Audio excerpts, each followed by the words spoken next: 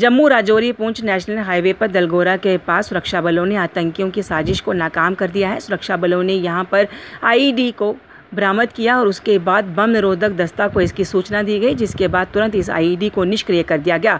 इस दौरान यातायात और आवाजाही को भी कुछ घंटों के लिए बंद कर दिया गया। निष्क्रिय करने के बाद तुरंत सुरक्षा बलों ने सारे इलाके में तलाशी अभियान को भी शुरू कर दिया है। जम्मू कश्मीर में राष्ट्रीय जांच एजेंसी एनआईए ने 14 जगहों पर छापेमारी की है। एनआईए की ये कार्रवाई लश्कर-ए-मुस्तफ़ा के कमांडर हिदायत उल्लाह मलिक की गिरफ्तारी और जम्मू में बरामद हुई 5 किलो आईईडी के मामले में हो रही है, जिसमें शोपियां, अनंतनाग, बनिहाल, सुंजमा और जम्मू में अधिकारी कार्यवाही कर रहे हैं। गौरतलब है कि आतंकी हिदायत उल्लाह मलिक को गंग्याल में इस साल 6 फरवरी को गिरफ्तार किया गया था। मलिक की गिरफ्तारी और जम्मू को दहलाने की साजिश के खुलासे के बाद इस मामले की जांच राष्ट्रीय जांच एजेंसी एनआईए को सौंप दी गई है।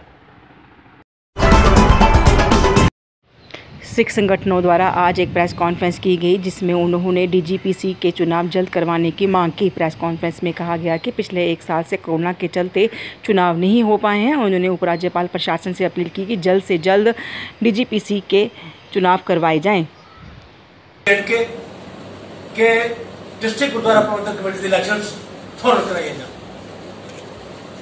क्योंकि एक तो जनरली साढ़े डिस्ट्रिक्ट कमेटी के ऑडिट्स नहीं हो रहे, तो मेरी नॉलेज, और पर्टिकुलरली मैं जम्मू डिस्ट्रिक्ट गुरुद्वारा प्रबंधक कमेटी वास्ते कहना चाहना, they are fail to provide the better administration. और मैं अपील करना डीसी जम्मू के फौरन इंटरवेंट किया जाए, क्योंकि पिछले 1 साल तो डिस्ट्रिक्ट गुरुद्वारा प्रबंधक कमेटी जम्मू ने जनरल हाउस की कोई मीटिंग नहीं बुलाई, and there is no audit for the last 10 years, जो तो मेरी नॉलेज है उस बाद होए, लेकिन 10 साल तो कोई ऑडिट नहीं हुआ। जिस करके असं अपील करते हैं, जो गुरुद्वारा साडा बनया उसके मुताबिक हर साल जो ऑडिट है मैंडेटरी है, लेकिन नहीं करवाया जा रहा। मेरे दौरान असं 4 बार लिखा डीसी साहब को ऑडिट किया जाए, लेकिन फिर भी ऑडिट नहीं हुआ। और दूसरी गल कि असं अपील करते हैं कि इलैक्शन दौरान जो बूथ्स ने वो बढ़ाए जान, ताकि SOP की जो पालना की जा सके, according to SOP voter voting कर सके। और मैं अपील करता जनरली सिख संगत और नौजवान पर्टिकुलरली वो अगे आन और इन्होंने इलैक्शन में आके पार्टिसिपेट कर, ताकि बेहतरीन एडमिनिस्ट्रेशन की जा सके गुरुद्वारा प्रबंधक। पुलवामा में सुरक्षा बलों को बड़ी कामयाबी मिली है। सुरक्षा बलों ने मुठभेड़ में 2 आतंकियों को मार गिराया है। फिलहाल सुरक्षा बलों ने इलाके में तलाशी अभियान चला रखा है। जानकारी के अनुसार खुफिया एजेंसियों के इनपुट मिला था कि पुलवामा के तराल के नागबेरान तारसर के जंगल में आतंकी छिपे हुए हैं। इस पर सुरक्षा बलों ने इलाके को घेर लिया। सुरक्षा बलों ने आतंकियों को आत्मसमर्पण करने के लिए भी कहा, लेकिन आतंकियों ने आत्मसमर्पण नहीं किया। आतंकियों ने खुद को गिरा देख सुरक्षा बलों पर फायरिंग शुरू कर दी। सुरक्षा बलों ने भी मुंह तोड़ जवाब देते हुए 2 आतंकियों को मार गिराया है। आतंकियों की अभी तक पहचान नहीं हो पाई है। फिलहाल सुरक्षा बलों ने इलाके में तलाशी अभियान चला रखा है। सरकार चाहे ही विकास के बड़े बड़े दावे कर रही हो और ये कह रही हो कि हर क्षेत्र के, हर ग्रामीण इलाके और हर दूर दराज क्षेत्र में विकास हो रहा है, लेकिन अभी भी सच यही है कि अभी भी कुछ ऐसे इलाके हैं यहाँ पर लोग मूलभूत सुविधाओं से भी वंचित हैं। ज़िला रामबन की पंचायत बोहरदार बी के लीवरा से लेकर गगरनाग नील तक की सड़क न होने से लोग काफ़ी परेशान हैं। यहाँ पर लोग लिंक रोड को तरस रहे हैं। उनका कहना है कि आज तक उन्होंने यहाँ पर इस इलाके में कभी भी लिंक रोड या फिर सड़क नहीं देखी।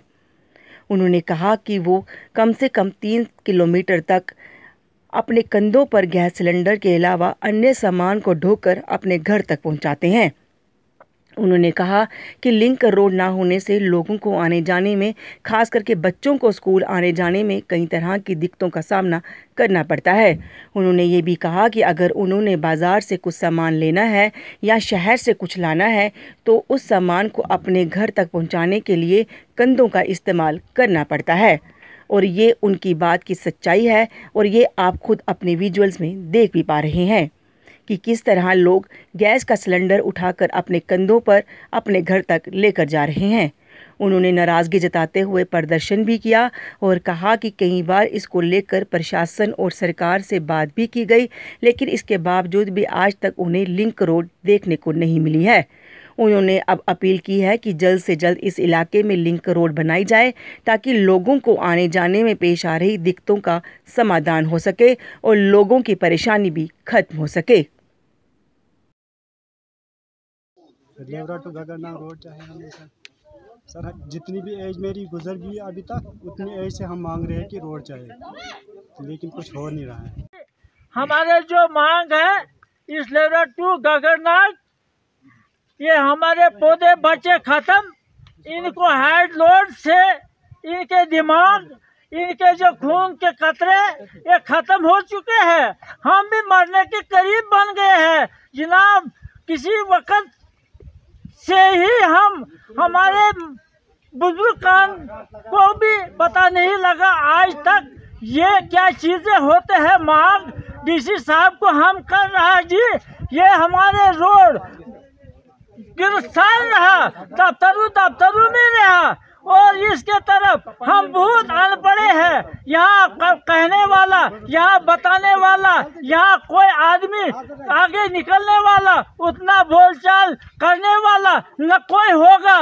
जिला वाली हर डिपार्टमेंट एडमिनिस्ट्रेशन के मांगते हम रोड, ये हमारा कागज इस वक्त हर दफ्तर में इसको सुनवाई होनी चाहिए। इन बच्चों को ख्याल करके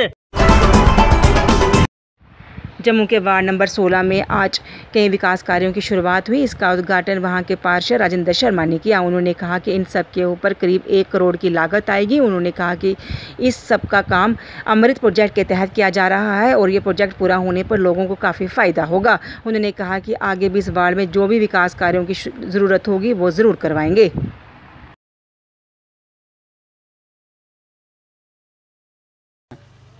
यहाँ हम एक ओपन ऑडिटोरियम बना रहे हैं जिसका मकसद ये रहेगा कि सरकार की जितनी भी स्कीम्स आती हैं, चाहे वो आवास की योजना हो, चाहे वो एम्प्लॉयमेंट की योजना हो, चाहे वो कोई भी योजना हो, और इसमें हम मोटिवेशनल इंस्पिरेशनल जो डॉक्यूमेंट्रीज़ हैं वो भी प्रदर्शित करेंगे ताकि समाज को खुशहाल और प्रेरणा देने में इस स्थान का योगदान रहे और समाज हमारा खुशहाल बने। उसके साथ साथ में यहाँ ग्रीन पैच बनेगा, इलेक्ट्रिकल फाउंटेन लगेंगे और एक स्नान गृह भी बनेगा इधर ऊपर, जिसमें हमने एक रिटायरिंग रूम भी रखा है। ये सारी व्यवस्था करते हुए यहाँ के लोकल जो निवासी हैं वार्ड नंबर 16 के, उनकी हमने एक समिति बनाई है, वही इस कार्य को देखेंगे। लोकल सेल्फ गवर्नमेंट का मतलब है लोगों का काम लोगों के द्वारा, उसी नियम का पालन करते हुए हम यहाँ काम कर रहे हैं। और बाकी शीघ्र ही वार्ड नंबर 16 में स्पेशली न्यू प्लाट में 33 लाख का काम एक लगेगा, जिसमें हम ड्रेन्स को कवर करेंगे और जो लेन्स हैं उनको हम रिपेयर करेंगे। और उसके साथ साथ में जो हमारा 1 नंबर लेन है, 6 नंबर लेन है और स्कूल के आसपास का जो काम है वहाँ मैग्डमाइजेशन होगा। ये मैंने तीसरी बार करवाई है, किसी कारणवश ये काम नहीं हो पाए हैं, उसके लिए मुझे खेद है, लेकिन मैं सिस्टम के साथ कैसे लड़ूंगा। कोरोना भी बीच में रहा। एक बार टेंडर कराने के लिए 4 महीने लगते हैं, तो अगर 3 बार मैंने कराया तो 12 महीने तो उसी में निकल गए। लेकिन व्यवस्था के साथ चलते हुए काम करवाने की मैं पूरी कोशिश कर रहा हूं और मैं ये आश्वासन देता हूं आपको निराश नहीं करूंगा और आपके सारे काम होंगे। जहां एक तरफ बेसब्री से लोग इंतज़ार कर रहे हैं कि मुबारक मंडी के संरक्षण का काम जल्द से जल्द पूरा किया जाए ताकि यहां पर बड़ी संख्या में पर्यटक रुक कर सकें और यहां की खूबसूरती को देख सकें और इस ऐतिहासिक धरोहर को देखने के लिए बड़ी संख्या में लोग यहां पर पहुंचे। वहीं दूसरी तरफ अब ये खबर है कि सरकार इसके कुछ हिस्से को हेरिटेज होटल के रूप में बदलना चाह रही है। वहीं जैसे ही ये खबर सामने आई उसके बाद से लोग इसको लेकर विरोध कर रहे हैं। स्थानीय लोगों का कहना है कि यहाँ पर होटल नहीं बनाया जाना चाहिए, ये क्योंकि ऐतिहासिक धरोहर है और इसको धरोहर के रूप में ही रखा जाना चाहिए। उन्होंने कहा कि जल्द से जल्द यहाँ पर संरक्षण का काम पूरा किया जाना चाहिए। वहीं डोगरा सदर सभा ने भी इस पर विरोध जताया है। इसको लेकर उन्होंने एक प्रेस कॉन्फ्रेंस भी की, जिसमें गुलचैन सिंह चाड़क ने कहा कि पहले तो किसी भी ऐतिहासिक धरोहर को इस तरह से होटल के रूप में नहीं बदला जा सकता। उन्होंने कहा कि अगर ऐसा किया गया तो लोगों में रोष व्याप्त होगा और लोग इसे बर्दाश्त नहीं करेंगे। उन्होंने कहा कि आर्थिक स्थिति को मजबूत करने का जो तर्क दिया जा रहा है वो बेबुनियाद है। उन्होंने कहा कि सरकार को इस फैसले पर जल्द से जल्द दोबारा संज्ञान लेना चाहिए और जल्द से जल्द इस फैसले को वापस लेना चाहिए। गौरतलब है कि कुछ समय पहले ये खबर आई थी कि सरकार अब इस धरोहर के कुछ हिस्से को हेरिटेज होटल के रूप में बदलना चाहती है। आज आपके माध्यम से यहाँ हम अपील कर रहे हैं लेफ्टिनेंट गवर्नर से और क्योंकि उनको पिटीशन उनके पास दायर की है, मैंने कहा इसमें अगर आप चाहते हैं तो मैं नाम पढ़ के भी सुनाता हूँ। उसमें जिन लोगों ने साइन किए हैं और इसके साथ साथ ही ये उनको कहते हैं कि आप इंश्योर करें, अगर उस मास्टर प्लान के अंदर चीजें दी हैं, अगर उसको आपने अप्रूव किया है, इंश्योर करें कि बिल्कुल वही इम्प्लीमेंट वहाँ पर उसके तहत सब कुछ। ये कह रहे हैं कि वहाँ जो विजिटर आएंगे उनको खाना खाने को नहीं मिलेगा, उनको चाय नहीं मिलेगी, उनको कोई नाश्ता नहीं मिलेगा, बिल्कुल नहीं। उस मास्टर प्लान के अंदर वो दिया हुआ है कि बगैर पैलेस को छेड़े कहाँ कहाँ पर उसके लिए इंतजाम होगा, चाहे कैफेटेरिया होगा चाहे रेस्टोरेंट होगा, लेकिन प्राइवेट पार्टियों को ये मालकी नहीं दी जाएगी, जिनकी होटलों की लीज आउट नहीं की जाएगी। ये चीजें वो टेम्परेरी तौर पर चीजें होंगी। किश्तवाड़ के दक्षिण में आपदा आने के बाद आज बीजेपी की तरफ से वहां रिलीफ मटेरियल यानी कि प्राकृतिक आपदा राहत सामग्री भेजी गई। इस मौके पर आज बीजेपी ऑफिस में कार्यक्रम का भी आयोजन किया गया।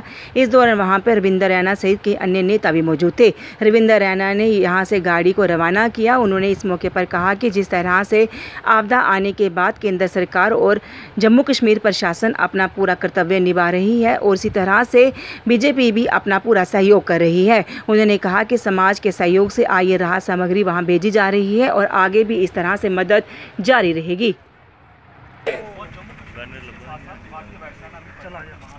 जम्मू कश्मीर के किश्तवाड़ जिले में जो दक्षिण क्षेत्र है वहां पिछले दिनों क्लाउड बस्ट होने से, बादल फटने से भारी नुकसान हुआ है और जो दक्षिण क्षेत्र है उसके 2-3 गांव बादल फटने से बुरी तरीके से प्रभावित हुए हैं। वहाँ बहुत सारे लोगों की जानें चली गई हैं और बहुत सारे लोग आज भी लापता हैं, मिसिंग हैं। यहाँ प्रशासन ने, जम्मू कश्मीर के ऑनरेबल लेफ्टिनेंट गवर्नर साहब ने, सिविल इंतज़ामिया ने, भारतीय सेना, जम्मू कश्मीर पुलिस ने वहाँ राहत एवं बचाव कार्य में बहुत सहयोग किया है। वहीं भारतीय जनता पार्टी के कार्यकर्ताओं ने दिन रात राहत और बचाव कार्यों में वहां भाग लिया है, अपनी जिम्मेवारियों को अदा किया है।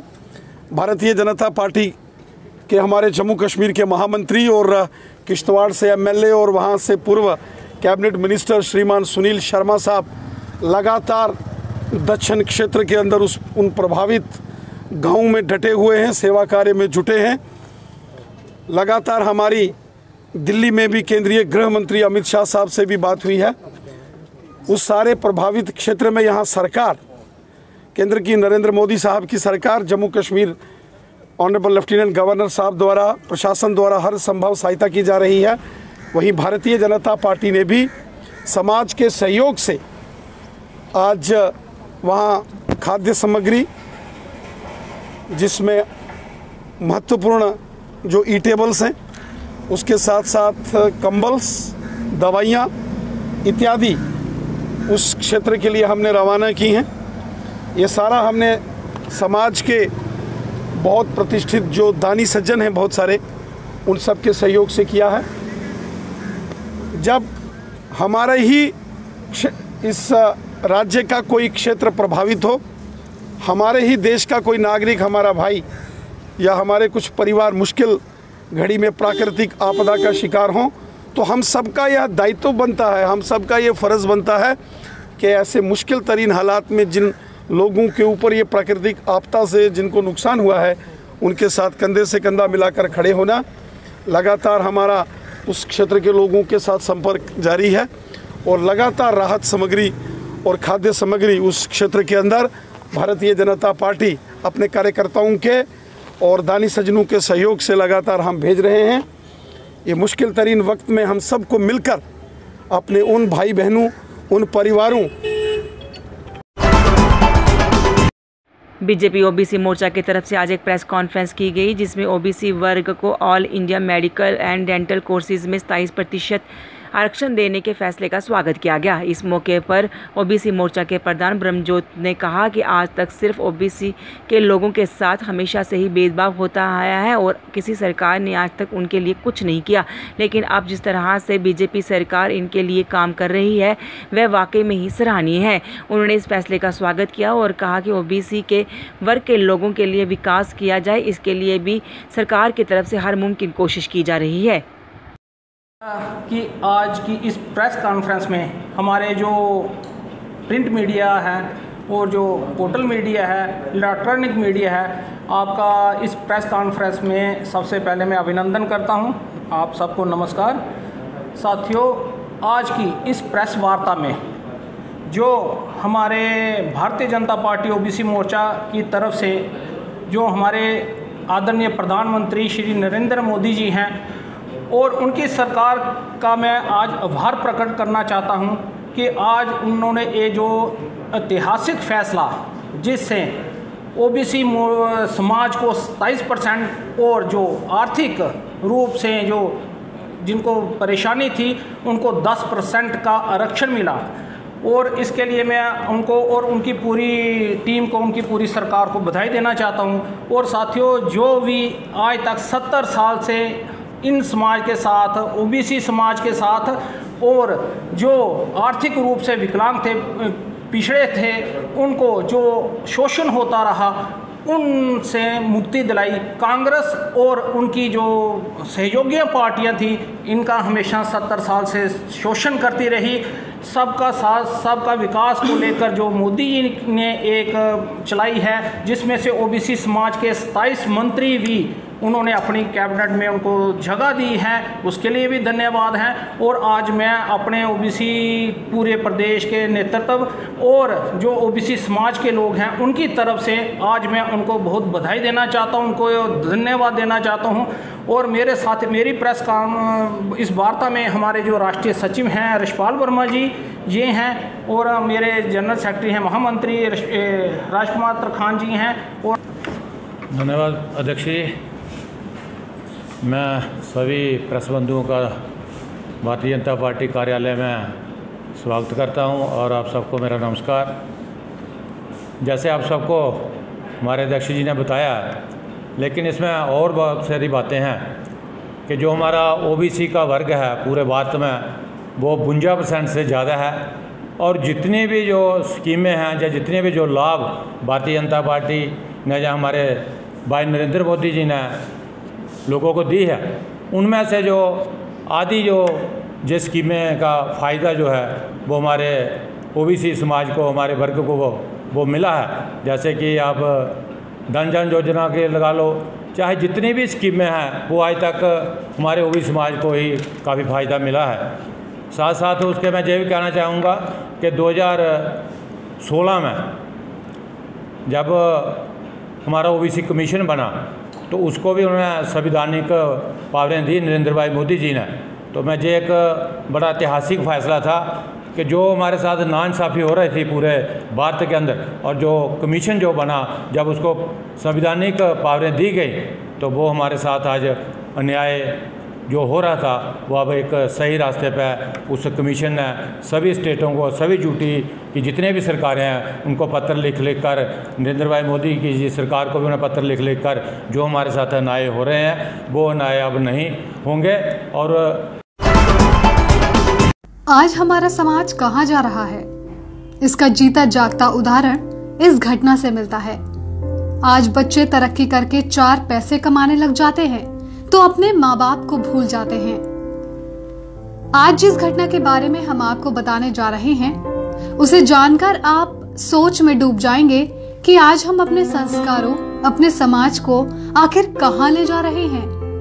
लखनऊ के एक उच्च वर्गीय बूढ़े पिता ने अपने पुत्रों के नाम एक चिट्ठी लिखकर खुद को गोली मार ली। चिट्ठी क्यों लिखी और क्या लिखा, ये जानने से पहले संक्षेप में चिट्ठी लिखने की पृष्ठभूमि जान लेना जरूरी है।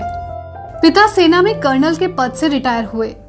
वो लखनऊ के एक पॉश कॉलोनी में अपनी पत्नी के साथ रहते थे। उनके 2 बेटे थे जो सुदूर अमेरिका में रहते थे। यहाँ ये बताने की जरूरत नहीं कि माता पिता ने अपने लाडलों को पालने में कोई कोर कसर नहीं रखी होगी। बच्चे सफलता की सीढ़ियां चढ़ते गए, पढ़ लिख कर इतने योग्य हो गए कि दुनिया की सबसे नामी गिरामी कॉर्पोरेट कंपनी में उनको नौकरी मिल गई। संयोग से दोनों भाई एक ही देश में लेकिन अलग अलग अपने परिवार के साथ रहते थे। एक दिन अचानक पिता ने रुआंसे गले से बेटों को खबर दी, बेटे तुम्हारी माँ अब इस दुनिया में नहीं रही। पिता अपनी पत्नी की मिट्टी के साथ बेटों के आने का इंतजार करते रहे। एक दिन बाद छोटा बेटा आया जिसका घर का नाम चिंटू था। पिता ने पूछा, चिंटू मुन्ना क्यों नहीं आया? मुन्ना यानी बड़ा बेटा। पिता ने कहा कि उसे फोन मिला, पहली उड़ान से आए। धर्म अनुसार बड़े बेटे का आना सोच वृद्ध फौजी ने जिद सी पकड़ ली।